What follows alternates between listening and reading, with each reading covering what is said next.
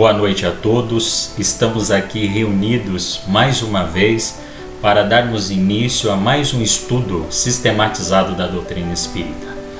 É uma imensa alegria nos reunirmos, mesmo que seja virtualmente, para discutirmos temáticas de grande relevância e de grande aplicabilidade nos nossos dia a dia. Hoje, não menos importante, a necessidade da vida social. Quem de nós não necessita do convívio, das interações, das inter-relações com o outro para nos conhecermos melhor, para nos desenvolvermos mais no processo? Então, nós vamos nos aprofundar nesse tema, buscando observá-lo à luz da doutrina espírita. Mas antes, vamos fazer uma prece, agradecendo ao nosso Pai, ao Senhor da vida, por mais uma oportunidade de nos reunirmos com o objetivo de nos aprofundarmos no conhecimento espírita, para então colocá-lo em prática com o passar do tempo, com a nossa compreensão, em nossos hábitos e assim modificar as nossas ações e a nossa postura diante da vida. E assim pedimos aos benfeitores espirituais que nos oriente para que possamos encontrar as melhores palavras e alcançar os corações mais necessitados de entendimento e de afeto. Que assim seja. Então, muito bom. Antes de nós começarmos a discutir o tema com maior profundidade, é importante nós retomarmos alguns fundamentos da doutrina espírita, aqueles pilares que corroboram todo o material doutrinário que foi codificado por Kardec. Se nós não tivermos uma certeza absoluta desses fundamentos, a nossa postura na vida prática, a nossa postura na relação com o outro, ela vai ser diferenciada, ela vai levar a consequências diferenciadas. Então, primeiro aspecto de muita relevância quando nós discutimos qualquer assunto que esteja amparado pela codificação espírita é a nossa compreensão de Deus. Como nós compreendemos Deus? Qual que é a imagem de Deus que nos vem à mente quando nós pronunciamos esta palavra?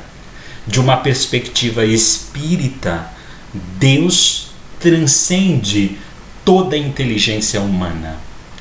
Deus, na definição que se encontra na pergunta primeira de O Livro dos Espíritos, que Kardec tira a partícula quem, que pressupõe alguém, aquele Deus antropomórfico de antigamente, e substitui pela partícula que não pressupõe uma entidade, pressupõe algo abstrato que ainda nos falta elementos intelectuais para defini-lo.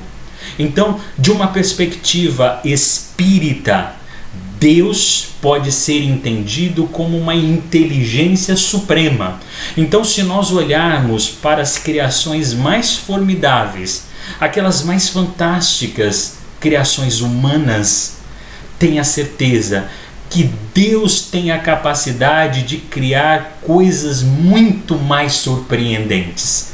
Se as modificações que nós fazemos na matéria tangível, e daí nós temos os produtos que nós consumimos diariamente, né? Então, por exemplo, um carro que você compra, que você adquire, que você acha ele belo, você acha ele bonito, que você acha que ele tem uma grande potência e você se apega àquilo, ou não, um imóvel, uma casa de uma bela arquitetura, com um ambiente agradável, aconchegante, que tanto cativa, ou até mesmo um produto que você consome, que seja de criação humana, pense em Deus.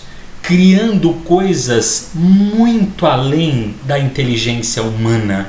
Então, se o homem é capaz de criar todas essas coisas que nos surpreendem, né, e muitas vezes nos escravizam, né, a gente não pode se esquecer disso, muitas vezes nos escravizam, Deus alcança patamares criativos inimagináveis para a nossa pequena inteligência humana.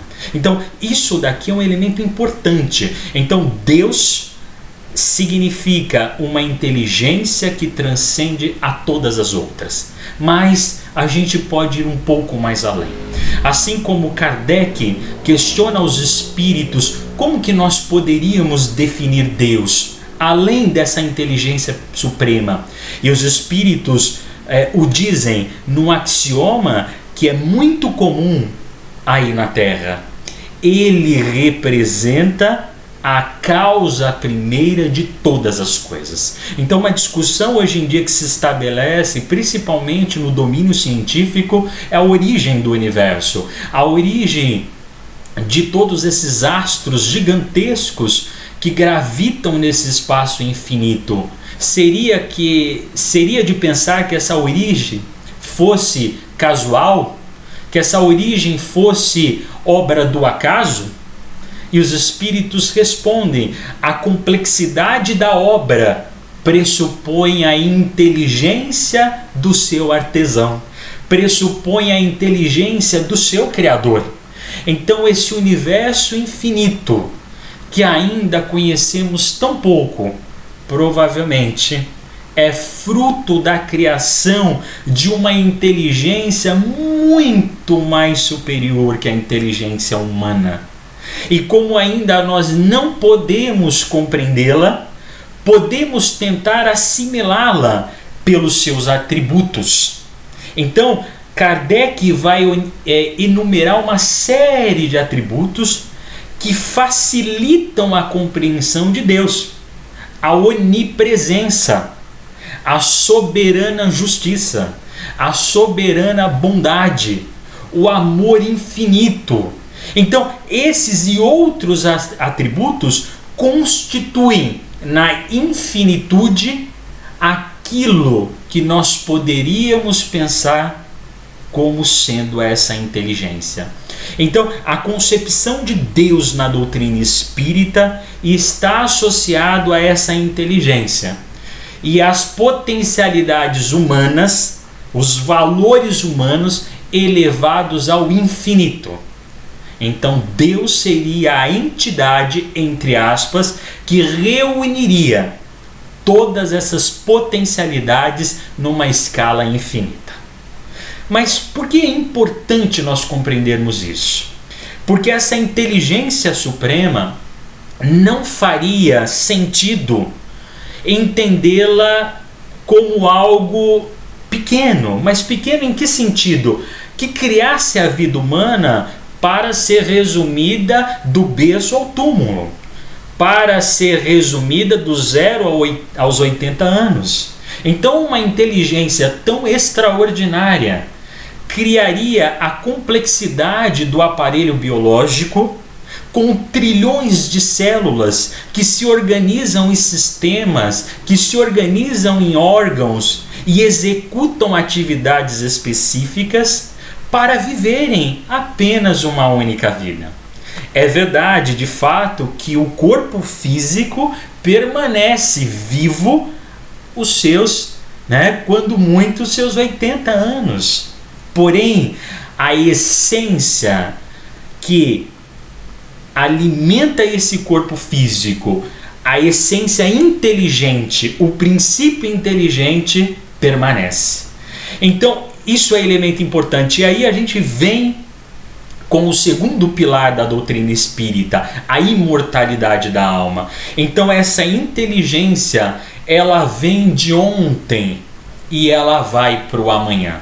Ela acumula a experiência de outras vidas e traz para esta vida a reunião de todas essas experiências. E a partir dessas experiências que ela vai possibilitar estabelecer relações né? Relações com os outros, relações com os objetos tangíveis, relações com os conhecimentos disponíveis no mundo que reencarnamos. Então, esse acúmulo de experiências que vai se traduzir em virtudes e vícios é que vai definir a evolução, o patamar evolutivo do princípio inteligente, do espírito, como dizia Kardec com E maiúsculo, neste momento atual. Então a imortalidade da alma, ela abre um novo leque, um novo ponto de vista para a observação da vida presente. Se nós não tivermos a certeza, se nós não vivermos esta vida com a certeza da sua continuação, as nossas escolhas serão diferentes. Quando nós temos a certeza da continuidade da vida, os nossos maiores investimentos não são em coisas que podem ser percebidas pelos 5 sentidos humanos, pela visão, pelo tato, pelo paladar. Então a gente transcende a isso. Então não me importa mais o acúmulo de muitas coisas, não me importa mais possuir pessoas, não me importa mais o poder, não me importa mais a satisfação dos meus desejos mais imediatos. Por quê? Porque os meus maiores investimentos deve perspectivar, deve olhar para as vidas que virão. Então, a mudança do ponto de vista é elemento fundamental para a compreensão da necessidade da vida social. Então, Deus, a imortalidade. Agora o terceiro, a reencarnação, a possibilidade de retorno, a possibilidade de repetir a experiência que não deu certo, de refazê-la, de vivê-la de um outro papel, assumindo uma outra personalidade para vivenciar outras experiências. A reencarnação, então, é esta nova possibilidade, esse retorno, esse reencontro comigo mesmo, com os meus vícios e com as minhas virtudes, com aquilo que ainda há de mal em mim. Mal no sentido de que aquilo que ainda se distancia dos princípios divinos, mas desenvolver também aquilo que já existe de bom. Isso é elemento importante. Então a reencarnação sempre me possibilita uma reestruturação, uma reorganização, sobretudo do meu psiquismo, da minha forma de ver a vida, da maneira como eu encaro o meu processo evolutivo. Então, a reencarnação é o terceiro pilar fundamental para o entendimento e a compreensão em profundidade desta temática. O quarto pilar, a pluralidade dos mundos habitados. Então, não existe vida apenas no nosso orbe terrestre. A vida, ela se expande em todos os astros que compõem o universo. Porém, a vida que se apresenta nos diferentes astros está submetida a uma hierarquia evolutiva dos espíritos que compõem esses mundos. Então, o nosso planeta Terra, planeta de provas e expiações, agrupa um contingente de espíritos que precisam ainda revisitar os seus erros, os seus equívocos, e precisam aperfeiçoar ainda mais as suas habilidades, as suas potencialidades para o bem. Essa é a proposta. Porém, existem mundos de categorias mais avançadas, em que os espíritos, já compreendendo a lei divina de uma maneira mais aprofundada, colaboram com muito mais intensidade na tarefa de cocriação. Cocriação deve ser entendido da seguinte maneira: todas as oportunidades que nós vivenciamos constantemente no dia a dia são oportunidades de reconstrução dos nossos valores. E isso daí é algo extremamente importante. Quando nós assumimos a nossa responsabilidade no papel que a vida nos apresenta naquele momento, nós estamos participando com o Criador da tarefa conjunta de evolução coletiva do orbe terrestre. Então nós temos a possibilidade de cocriar também, de apresentar as suas leis à nossa maneira, com a nossa subjetividade, com a nossa identidade. Isso é elemento extremamente importante. O quinto pilar, que fundamenta todo o processo de compreensão e organização da doutrina espírita, é a comunicabilidade com os espíritos. E foi a partir desta comunicabilidade que toda a obra kardeciana se organizou.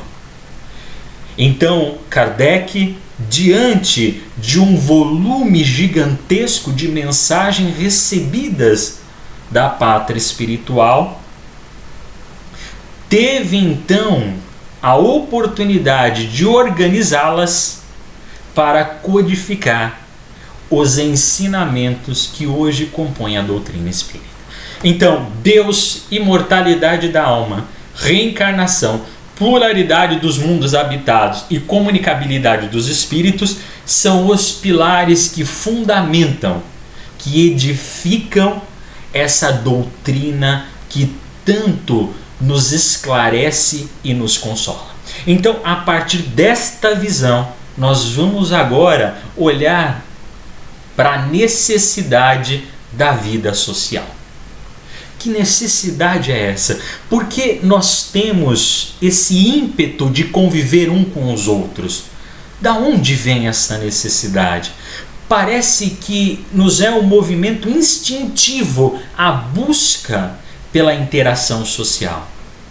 Quando nós nos distanciamos desse ímpeto genuíno, com certeza estamos ou poderemos estar vivenciando agora ou no futuro uma patologia psíquica que pode se transmutar, que pode se somatizar numa patologia física.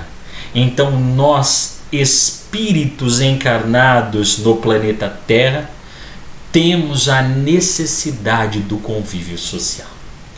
Porém, quando esta necessidade ela é desvirtuada de uma compreensão dos pilares que compõem a doutrina espírita, os maiores objetivos, aquilo que nos identificamos com maior intensidade na vida presente, eles começam a se ligar intensamente com o materialismo. E a doutrina espírita, assim como esclarece Kardec, ela não combate o materialismo quando ele é individual. Ela combate o materialismo quando ele é social, quando ele é divulgado como uma verdade absoluta. Então ela não combate o materialista. O materialista é aquele que tem a ideia, a convicção do materialismo. Mas quando o materialista começa a se agrupar em grandes grupos e isso começa a tomar a dimensão de uma ideia, de uma doutrina, aí sim a doutrina espírita se contrapõe fortemente, porque ela vem nos dizer que existe uma continuidade naquilo que os materialistas consideram como sendo absoluto. Existe algo além da matéria, que transcende aquilo que nós podemos perceber pelos nossos sentidos humanos. Então a doutrina espírita tem este grande objetivo de uma perspectiva sociológica, de uma perspectiva social. Ela busca, em termos de humanidade, transformar a ideia materialista para uma ideia espiritualista. Porque a nossa verdadeira vida, ela transcende a vida material. Então, esses elementos, eles são extremamente importantes na discussão. Mas se nós continuarmos, a gente se depara inicialmente com a questão 766 do Livro dos Espíritos. Nesta questão, Kardec faz um questionamento muito importante. A vida social é natural? Ou seja, faz parte da natureza humana conviver em sociedade? Olha a resposta dos benfeitores espirituais.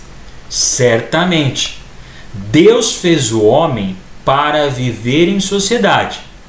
Deus não deu inutilmente ao homem a palavra e todas as outras faculdades necessárias à vida de relação. Então, olha que interessante a resposta de Kardec. Deus fez o homem para a vida em sociedade. Então, se nós olharmos o próprio aparelho fonético, nós vamos perceber que nós temos essa aparelhagem justamente para interagir com as pessoas. Então, a construção da linguagem, a construção da simbologia, a internalização dessa simbologia com o passar do tempo, é uma construção que foi possível na sociedade, na interação com os outros. Se nós olharmos hoje, vivemos um momento de pandemia. Isso não é novidade para ninguém. Se nós olharmos para a ciência, sobretudo para a medicina, nós vamos perceber que existe uma ação conjunta dos países para se encontrar uma vacina para o Covid-19. Perceba, a ação coletiva impulsiona o desenvolvimento científico. Porque um resultado que eu obtenho aqui no Brasil, ele pode ser importante na Inglaterra. Um resultado que eu obtenho na China pode ser importante para os Estados Unidos. E melhor, aquele que chegar primeiro na vacina irá distribuir essa vacina a nível mundial. Então, a ação conjunta permite um avanço mais intenso do desenvolvimento científico. E do ponto de vista moral, basta nós lembrarmos da nossa família. É fácil viver em família? É fácil convivermos com aqueles que Deus nos presenteou para viver no mesmo lar, na mesma casa, embaixo do mesmo teto? Não. Há muitos desafios, muitas dificuldades. Então, a pandemia, ela fez uma provocação interessante nessa discussão que nós estamos estabelecendo.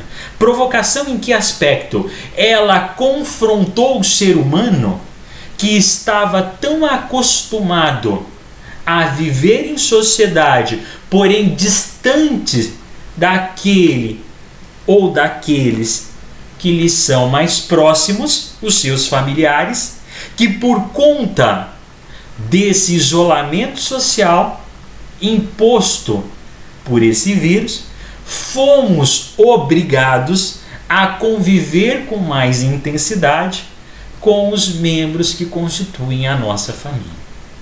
Se nós ampliarmos um pouco a visão, qual o significado dessa experiência? É claro que essa experiência, de uma perspectiva social, né, o objetivo dela, logicamente, é o isolamento físico. Porém, o isolamento comunicativo ele permanece. Tanto é verdade que nós permanecemos em contato socialmente pelas redes virtuais com as pessoas que nós queremos bem, ou até mesmo nas nossas atividades profissionais. Esse processo continua. Porém, o que é novo nesse processo é essa ida para o ambiente familiar com mais intensidade. Com mais intensidade. Emmanuel tem a oportunidade de dizer, na obra Pensamento e Vida, que a família representa o burilamento do espírito. É na família que o espírito vai encontrar os elementos necessários para se autoconhecer-se e para se auto-melhorar-se. Então, as ferramentas de transformação moral, elas estão presentes na família.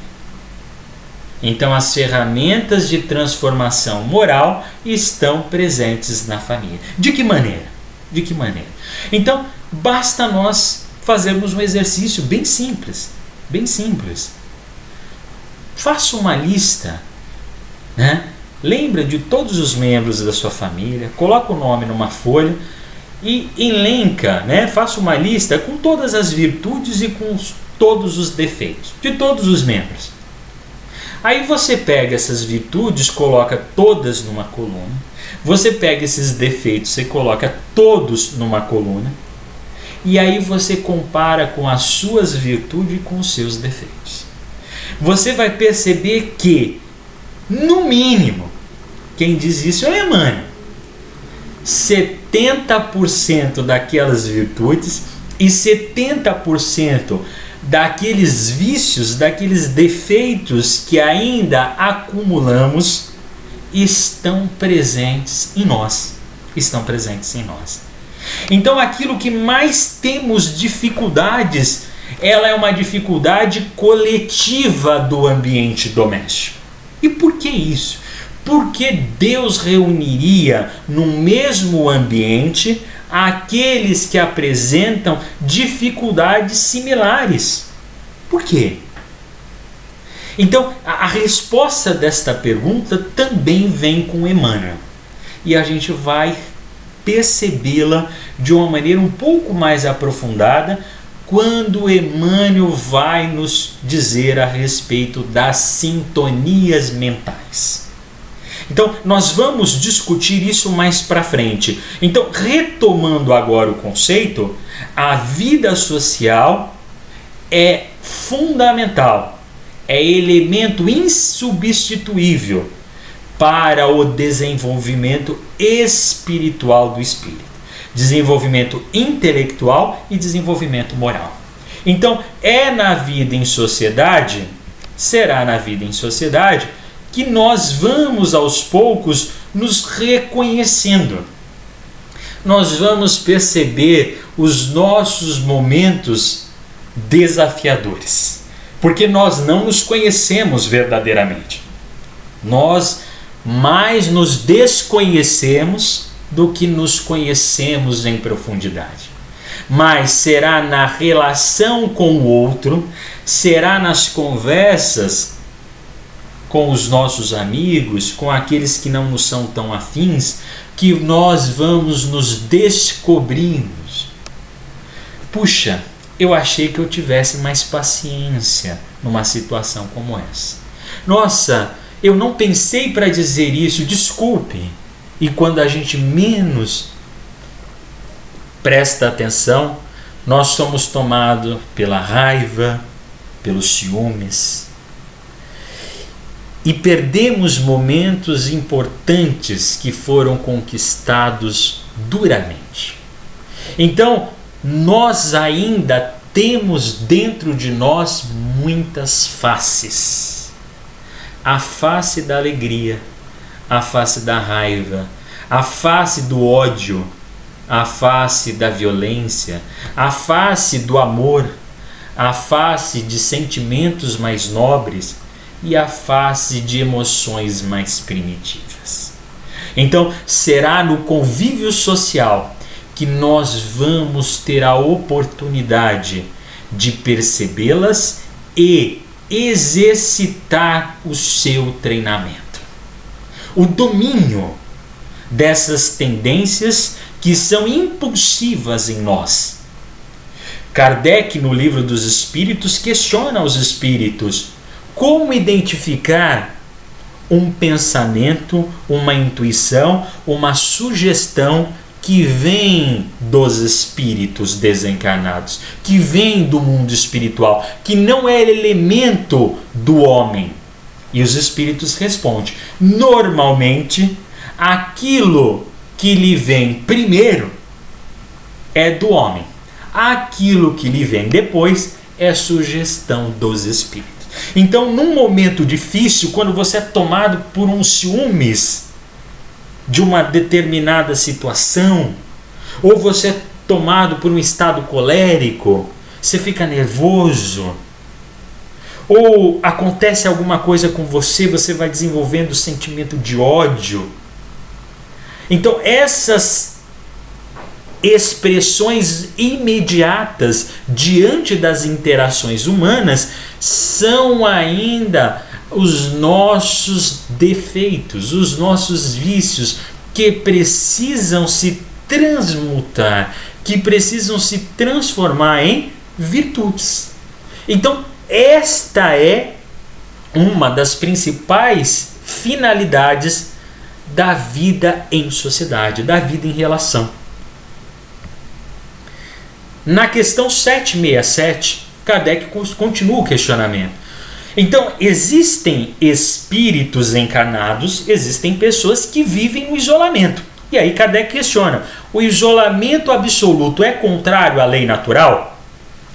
E os benfeitores espirituais respondem: sim, pois os homens buscam a sociedade por instinto e devem todos concorrer para o progresso, ajudando-se mutuamente. Então, exatamente o que estávamos discutindo. Buscamos a vida em sociedade por uma ação instintiva. Então, a essência divina que jaz em nós nos propulsiona para a vida em relação. Por quê? E aí, mais uma vez, vamos retomar o insigne professor Emmanuel, que nos esclarece o seguinte: a inteligência suprema que preside a todos os acontecimentos da vida humana e da vida espiritual, Deus, se manifesta de diferentes formas. Podemos didaticamente dividi-las em 3 formas. Se manifesta através do pensamento, pela intuição, se manifesta através das pessoas, das relações que nós estabelecemos com os outros, e por fim, se manifesta pelas circunstâncias da vida. Então, Deus nos auxilia no processo evolutivo pelas interações sociais. É na sociedade que Deus cria os seus algoritmos indecifráveis para nós, que nos impulsionam para o progresso, para o desenvolvimento, para o aperfeiçoamento das nossas carências. Então, é muito importante a convivência em sociedade. Toda vez que nos afastamos voluntariamente desta convivência, devemos ficar preocupados, porque nos é natural a busca pela relação. E se estamos nos distanciando desse processo, o que está acontecendo? Por que nós não queremos mais o convívio com as pessoas? Devemos examinar, até com auxílio de especialistas de uma casa espírita ou especialistas da própria medicina, um psicólogo, um psiquiatra, para avaliarmos se a nossa fuga, ela não é uma fuga da realidade que nos prejudica a desenvolvermos as nossas habilidades sociais. Então, toda vez que nos distanciamos, devemos prestar atenção. Então, continuando a discussão, na questão 768, Kardec questiona os benfeitores espirituais a respeito do seguinte: o homem, ao buscar a sociedade, obedece apenas um sentido pessoal ou há também uma finalidade providencial de ordem geral? É o que nós estávamos discutindo. Buscamos as relações sociais apenas por um sentimento individual ou isso pressupõe alguma determinação mais geral, uma determinação divina? O homem deve progredir, resposta dos benfeitores espirituais, mas sozinho não o pode fazer. Pessoal, isso é elemento extremamente importante. Sozinho nós não temos a condição de evoluirmos. Preste atenção nas pessoas que convivem com vocês. Preste atenção nos sinais, porque Deus fala através das pessoas. Deus comunica-se conosco através das pessoas. Lembre-se das escalas que Emmanuel nos trouxe pelo pensamento, pelas pessoas e pelas circunstâncias. Então preste atenção naquele que vive com você. Veja o que ele está lhe pedindo. Veja se ele tem fundamento. Tenha humildade. Escute o pedido, a observação, a crítica quando necessário. Claro que algumas coisas fogem da normalidade e aí devemos nos apresentarmos, mas muitas vezes são conselhos, são orientações que vão nos melhorar profundamente.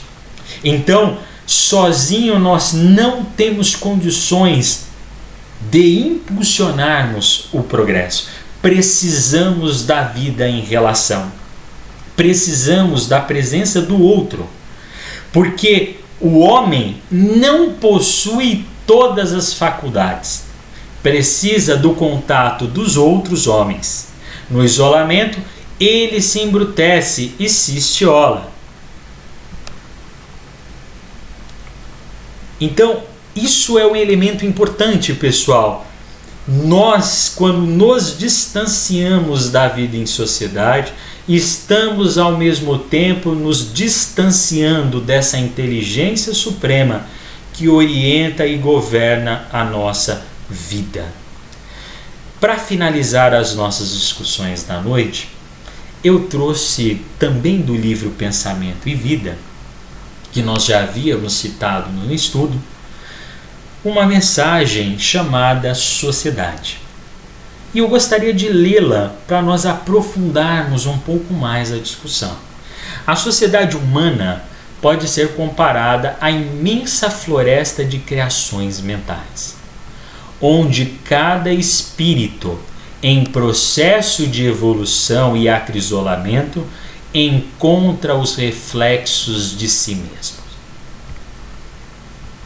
Lembra que falamos anteriormente daquela lista das virtudes e dos defeitos daqueles que convivem conosco no mesmo ambiente doméstico? E fizemos um questionamento: por que Deus permite, a ligação entre seres que são parecidos, que têm os mesmos defeitos, possuem virtudes similares? Por que isso? E Emmanuel nos esclarece. Antes da formação da sociedade humana, da sociedade material, existe uma sociedade de ordem espiritual. E essa sociedade de ordem espiritual, ela não se regulamenta pela origem genética, pela hereditariedade biológica, pela consanguinidade, ela está além desses elementos biológicos. O que une os seres espiritualmente falando são as suas emissões mentais.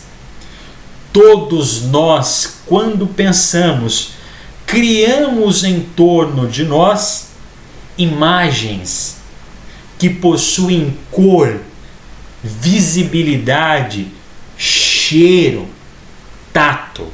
Criamos em torno de nós uma psicosfera, ou seja, um campo de influência que tem as características da nossa mente.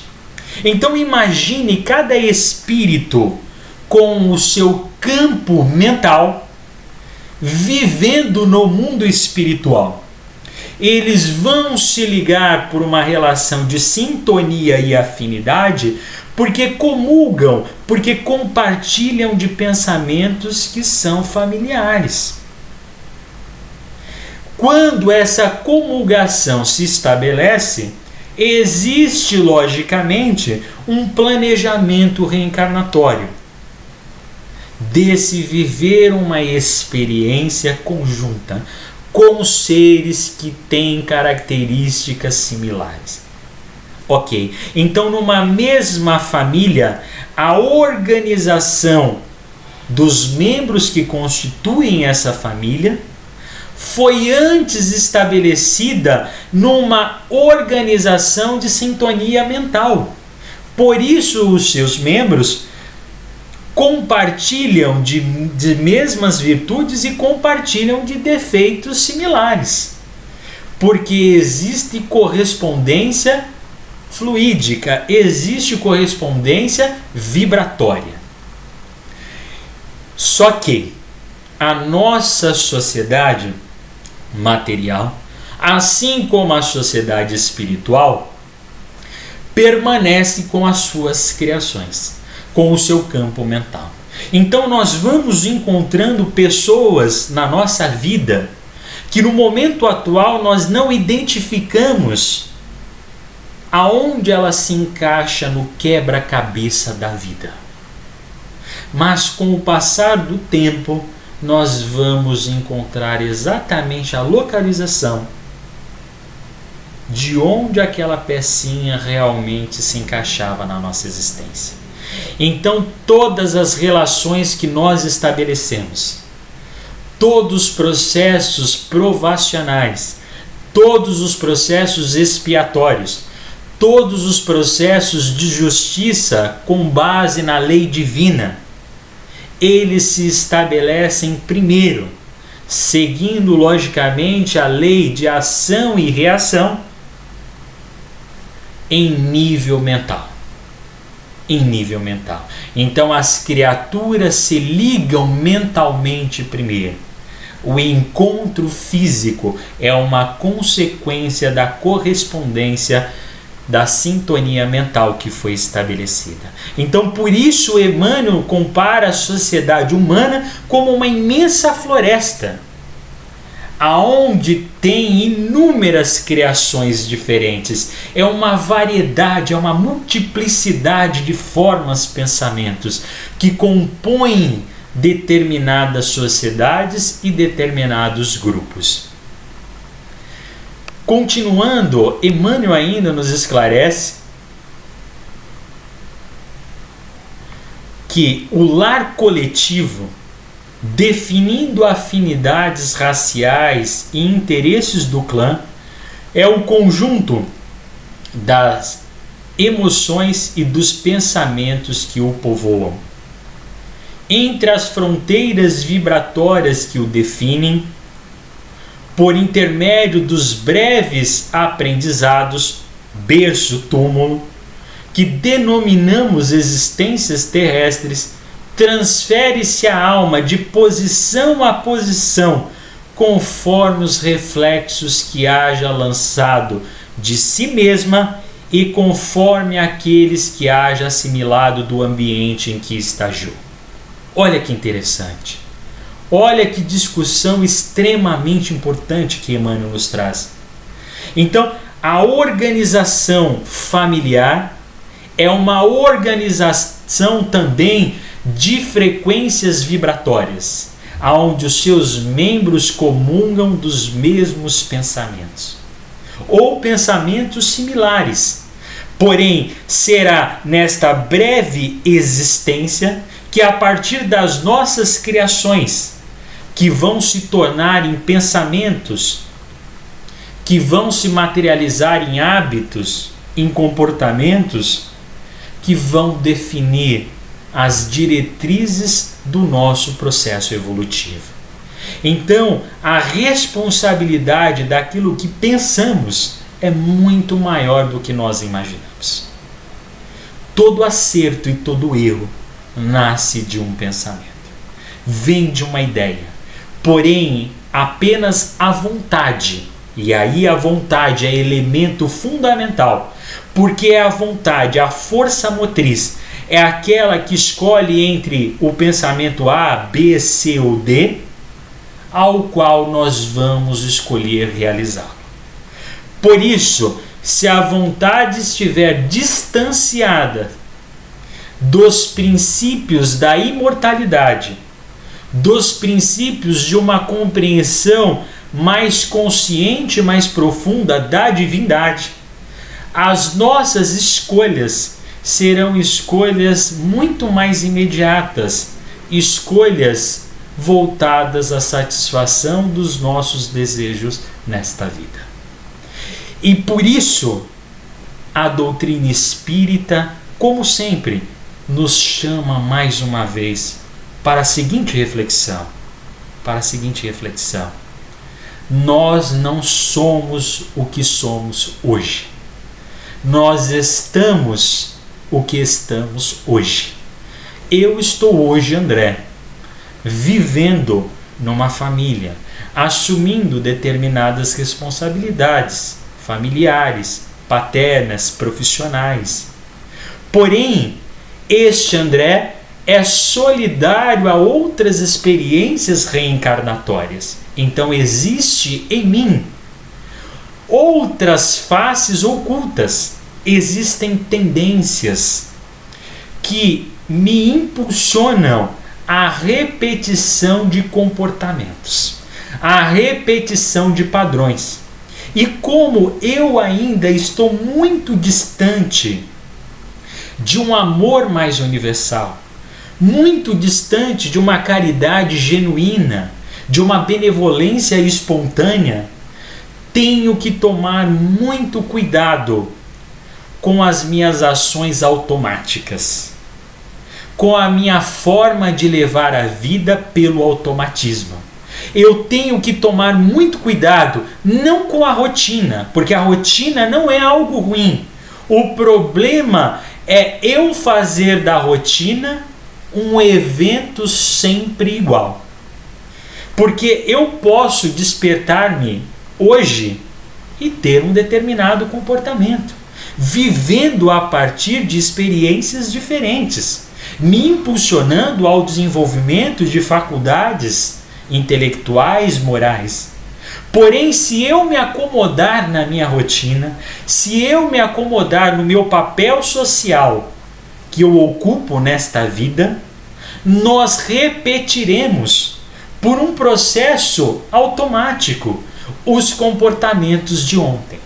O grande problema é que os meus eus de ontem, as minhas experiências anteriores, não me trouxeram tantas coisas boas. Eu ainda vivo uma vida no presente de dificuldades, de conflitos, assim como todas as pessoas que estão presentes no planeta Terra.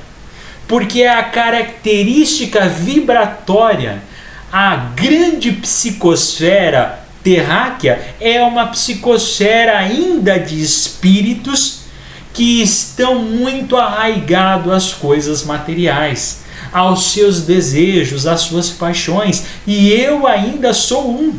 Porém, repito como repetiu Bezerra de Menezes, se ainda eu tenho em mim todas as paixões que são comuns aos homens terrenos, diferente de ontem, hoje eu me distancio delas, porque ontem eu corria na direção e no sentido delas. Hoje não. Hoje eu tenho-as, porém eu luto com elas constantemente. E é a vida em sociedade que vai me permitir identificar quais são as minhas fragilidades, quais são as minhas dificuldades. E no momento que eu me descobrir frágil, que eu possa ter lucidez espiritual, que eu possa ter discernimento para me autoanalisar e não repetir o comportamento de outras existências. Porque ontem eu tinha dificuldade de perdoar, mas hoje, sabendo do poder do perdão, eu vou escolher pelo perdão em detrimento do rancor, do ódio. Hoje, não mais escolho pela violência. Em detrimento da violência, vou optar pela paz. Hoje, não mais escolho pelas guerras. Eu opto novamente pela paz.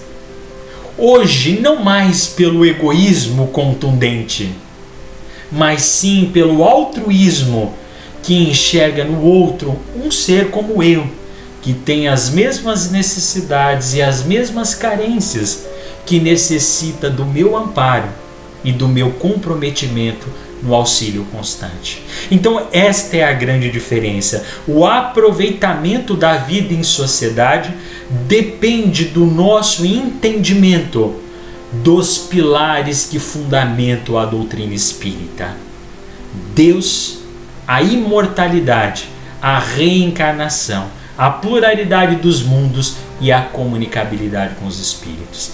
Se eu tiver clareza desses conceitos, a minha vida material vai ser uma vida com uma expectativa de engrandecimento, de progresso muito maior, muito mais efetiva. E eu vou poder colaborar com o Pai na obra de cocriação e participação da elevação desse orbe para uma nova categoria. Agradeço a todos pela paciência de me escutar durante esse tempo, mas foi importante as nossas discussões, as nossas reflexões. Vamos agora então fazer uma prece, agradecendo aos benfeitores espirituais por mais essa oportunidade. Que assim seja.